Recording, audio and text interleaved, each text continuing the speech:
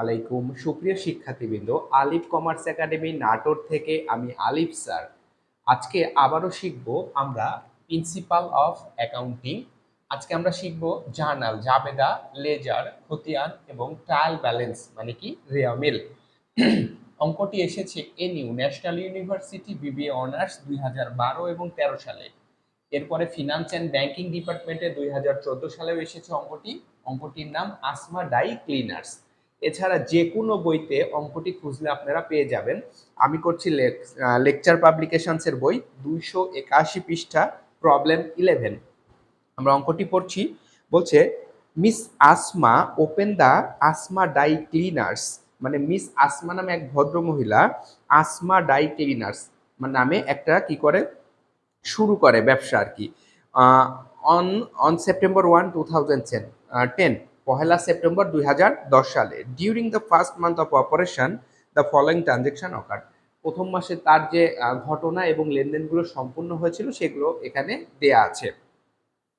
আমরা তাহলে শুরু করি। দেখব এখানে কিছু এন্ট্রি আছে। বলছে কি হচ্ছে আমাদের অঙ্কের মধ্যে বলছে journal entry, prepare journal entry, ledger and trial balance. তাহলে আমরা যদি জাবেদা করতে চাই, আমরা জাবেদার সবটি কি করছি, কমপ্লিট করে ফেলছি। 2010 সাল, দেখেন সেপ্টেম্বর 1, সেপ্টেম্বরের 1 তারিখ। সেপ্টেম্বরের 1 তারিখে বলছে আসমা ইনভেস্টেড, আসমা ইনভেস্ট মানে বিনিয়োগ করা, ইনভেস্টেড মানে বিনিয়োগ করেছিল টাকা 20,000, 20,000 cash in the business. Asma তার ব্যবসায়ে 20,000 টাকা নগদে বিনিয়োগ করেছিল। এখন দেখেন আমি একটা রুলস লিখে দিচ্ছি এখানে, অ্যাসেট, অ্যাসেট এক্সপেন্সেস ড্রয়িং, অর্থাৎ সম্পদ ব্যয় উত্তোলন, এই তিনটার ক্ষেত্রে যদি বৃদ্ধি পায়, বৃদ্ধি পেলে ডেবিট হয়, কি হয় ডেবিট, আর হ্রাস পেলে কি হয়,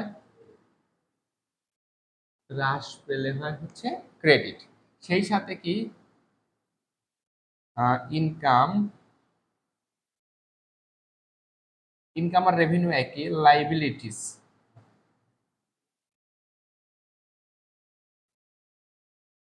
আর ক্যাপিটাল, আয়, দায়, মূলধন, এই তিনটা কি বৃদ্ধি পেলে হবে হচ্ছে ক্রেডিট, হ্রাস পেলে হবে কি ডেবিট। আচ্ছা খেয়াল করেন, অর্থাৎ সম্পদ ব্যয় উত্তোলন বৃদ্ধি পেলে ডেবিট, হ্রাস পেলে ক্রেডিট, আর আয় দায় মূলধন বৃদ্ধি পেলেই ক্রেডিট হবে, হ্রাস পেলে কি হবে ডেবিট। তাহলে আসমা কি করেছিল, 20,000 টাকা বিনিয়োগ করেছিল তার ব্যবসায়। বিনিয়োগ করলে কি নগদ টাকা, সম্পদ বৃদ্ধি পাচ্ছে, সম্পদ বৃদ্ধি পেলে ডেবিট, লিখবো কি ক্যাশ, ক্যাশ। যদি ডেবিট ক্রেডিট এইভাবে না লিখলে হয়, আমি আপনাদের বোঝার ক্ষেত্রে লিখে দিচ্ছি ডেবিট। আর এটা কি মূলধন স্বরূপ আসছে না, মূলধন, মূলধন বৃদ্ধি পেলে কি হয় ক্রেডিট, ক্যাপিটাল কি হবে ক্রেডিট। কত টাকা, 20,000, তাই না? দেখেন জাবেদাতে যদি বলে হচ্ছে এক্সপ্লেইনের দরকার নাই, তখনই শুধুমাত্র আমরা বাদ দিতে পারবো, তাছাড়া সবসময় আমাদের জাবেদাতে এক্সপ্লেইন দিতেই হবে। তাহলে লিখবো কি two record, two record investment. এখন খেয়াল করেন এখানে একটা কথা, প্রত্যেকটাতে জাবেদাতে আমরা কি লিখবো, টু রেকর্ড লিখবো। এখানে ইনভেস্টমেন্ট, ইন ক্যাশ, মানে অনেক কিছু লেখা যায়, যে যেদিন আমরা ব্যবসা শুরু করছি সে অনেক কিছু লেখা যায়। না লেখা আপনারা সংক্ষেপে কি লিখবেন, টু রেকর্ড, মানে রেকর্ড করা হলো ইনভেস্টমেন্ট বা বিনিয়োগটা। এরপরে কয় তারিখ আছে দেখেন তো, 2 তারিখ, সেপ্টেম্বর 2। সেপ্টেম্বরের 2 তারিখে বলছে দ্য কোম্পানি পেইড টাকা 1,000 cash for the store rent for September. Rent মানে ভাড়া, অর্থাৎ কোম্পানি পেইড করলো 1,000 টাকা ভাড়া ক্যাশে for September. September rent, rent মানে কি ভাড়া, ভাড়া একটা ব্যয়, ব্যয় বৃদ্ধি পেলে কি হবে ডেবিট, রেন্ট এক্সপেন্সেস ডেবিট। আর নগদ টাকা একটা সম্পদ, যেটা চলে গেছে, সম্পদ কমে গেলে কি হবে? ক্রেডিট। Cash credit. কত টাকা দেখেন, টাকা বলছিল 1000 টাকা, 1000। Two record rent expenses. 2 এর পরে আছে হচ্ছে 3 তারিখ। 3 তারিখে দেখেন কি বলছে, পারচেস। পারচেস মানে ক্রয় করা। Washer and dryers. Washer and dryers মানে বোঝাই যাচ্ছে আমি লন্ড্রির ব্যবসা করছি, তার মানে লন্ড্রি একটা ইকুইপমেন্ট, সরঞ্জামাদি। ফর টাকা 25,000, অর্থাৎ লন্ড্রি ইকুইপমেন্ট যেটাকে ওয়াশার অ্যান্ড ড্রায়ার্স কিনেছি হচ্ছে কত টাকা? 25,000 টাকায়। পেইং টাকা 10,000 ইন ক্যাশ, 10,000 টাকা ক্যাশে প্রদান করেছি আমরা। অ্যান্ড সাইন টাকা 15,000, 6 মান্থ 12% নোট পেবল, এবং একটা কি নোটস পেবল স্বাক্ষর করেছি 15,000 টাকায়, বা নোটস পেবলের মাধ্যমে স্বাক্ষর করে ঋণ নিয়েছি 15,000 টাকা, যেটা 6 মাস মেয়াদি, 12% হারে সুদ।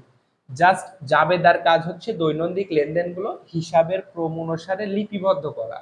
কবেকার সুদ কয় টাকা আসবে না আসবে সেটা জাবেদার কাজ, ওটা সমন্বয় বা অন্য কোথাও কাজ, ঠিক আছে? তাহলে আমরা লন্ড্রি ইকুইপমেন্ট কিনছি, বাড়ছে কত টাকা? Laundry equipment debit 25,000। আমাদের ক্যাশ যাচ্ছে, ক্যাশ একটা সম্পদ, এইটা লন্ড্রি ইকুইপমেন্ট একটা সম্পদ ছিল, বাড়ার কারণে ডেবিট। ক্যাশ আর একটা সম্পদ কমার কারণে কি হবে? ক্রেডিট।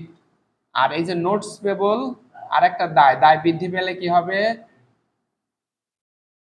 নোটস পেবল আর একটা দায়, দায় বৃদ্ধি পেলে কি হবে? ক্রেডিট। দেখেন, এখন আমরা এক্সপ্লেইন লিখবো। টু রেকর্ড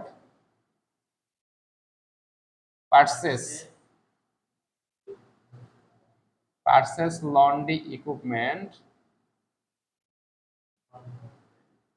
আচ্ছা, টু রেকর্ড, আমরা রেকর্ড করছি কি? পারচেস করছি লন্ড্রি ইকুইপমেন্ট, লন্ড্রি ইকুইপমেন্ট কিনছিলাম, সেটা আমরা কি করতেছি? রেকর্ড করতেছি বা অন্তর্ভুক্ত করছি। এখন দেখেন, ফর ক্যাশ অ্যান্ড কি নোটস পেবল নাকি?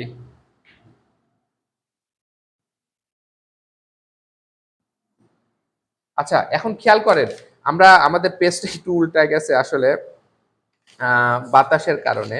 আচ্ছা দেখেন, লন্ড্রি ইকুইপমেন্ট আমরা যেটা কিনছিলাম, দেখো 3-এর পরে আছে হচ্ছে 4 তারিখ, বলছে পেইড টাকা 2,400, অর্থাৎ 2,400 টাকা প্রদান করেছি for 1 year accident insurance policy, একটা অ্যাক্সিডেন্ট ইন্স্যুরেন্স পলিসির জন্য 2,400 টাকা প্রদান করেছি। আমি অঙ্ক করছি সেপ্টেম্বর মাসে 1 বছরের জন্য দিয়েছি, তার মানে এটা আমার জন্য কি অগ্রিম বা সম্পদ? তাহলে এখানে লিখবো আমরা কি? Prepaid insurance, prepaid insurance debit. আর আমাদের ক্যাশ গেছে না? Cash credit. টাকা কত ছিল?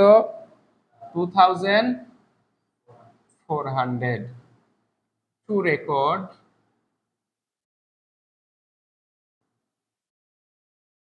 পেইড অ্যাক্সিডেন্ট ইন্স্যুরেন্স প্রিমিয়াম, এরকম লিখতে পারি, অথবা আমরা লিখতে পারি কি? টু রেকর্ড, এটাই লিখি, two record paid prepaid insurance premium. আচ্ছা, এরপরে কয় তারিখ আছে দেখেন তো? এরপরে 4-এর পর আছে 10 তারিখ, তাই না? 10 তারিখে বলছে রিসিভড, মানে গ্রহণ করছি a bill for the daily news. Daily news একটা পত্রিকার, for advertising the opening of the shop, টাকা 500। অর্থাৎ আমরা একটা বিল রিসিভ করছি, যেটাতে আমরা বিজ্ঞাপন দিয়েছিলাম, আর যেদিন আমাদের দোকানটা আমরা শুরু করি বা চালু করি বা স্টার্ট করি, সেটা একটা, আমরা কি করছিলাম? একটা নিউজ পেপারে বিজ্ঞাপন দিয়েছিলাম, সেই নিউজ পেপার কর্তৃপক্ষের কাছ থেকে একটা বিল রিসিভ করছি। বিল রিসিভ করছি মানে কি? আমাদের তো বিজ্ঞাপন একটা খরচ হয়ে গেছে, খরচ হইছে, বিজ্ঞাপন একটা ব্যয় না? Advertising expenses debit. আর যেহেতু আমাদের কাছে টাকা পাবে, অ্যাকাউন্টস পেবল। কিছু কিছু জায়গায় অ্যাডভার্টাইজিং পেবলসও দেওয়া আছে, আপনি অ্যাকাউন্টস পেবল দিবেন, সেটাই বেশি ভালো হবে। কত টাকা? 500। টু রেকর্ড রিসিভ বিল। দেখেন, রিসিভড বিল অন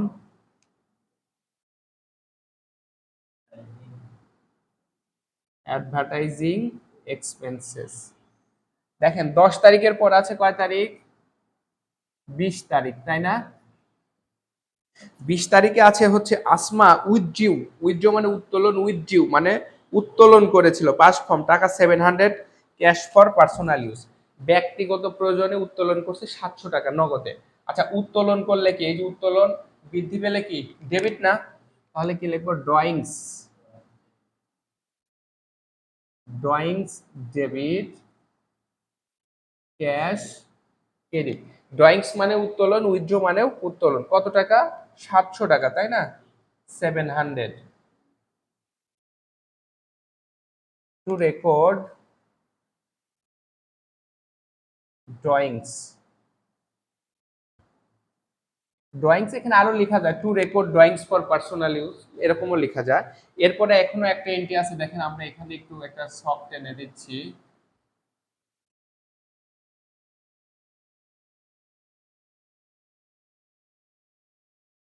এখানে দিব ডেট,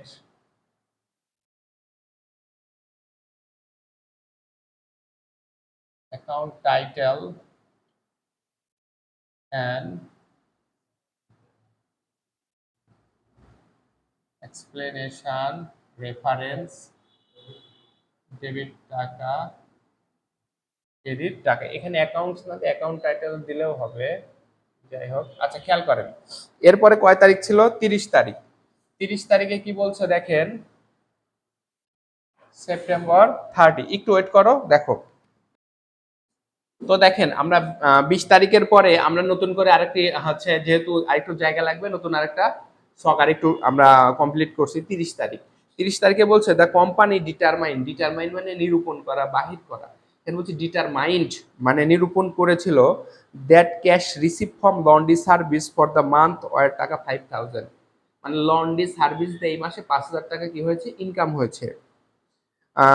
অ্যান্ড অন অ্যাকাউন্ট, এবং ধারে হচ্ছে কত টাকা? 7000। অর্থাৎ লন্ড্রি সার্ভিস দিয়ে এই মাসে ক্যাশে 5000 টাকা এবং ধারে 7000 টাকা কি করছি? আয় করছি। ক্যাশে যদি ইয়ে করি, ক্যাশ একটা কি সম্পদ না? সম্পদ বৃদ্ধি পেলে ডেবিট কত টাকা? 5000। এবং আমি আরো পাবো ধারে বা বাকিতে, সেবা দিয়েছি, তাহলে account receivable. Account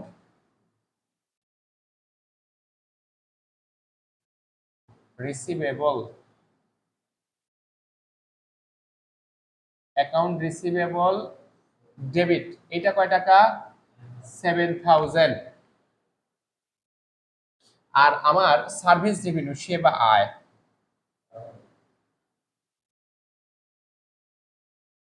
service revenue আয়, আয় বৃদ্ধি পেলে কি হয়? ক্রেডিট। কত? 7 আর 5 টোটাল কয় হাজার টাকা আয় হয়েছে?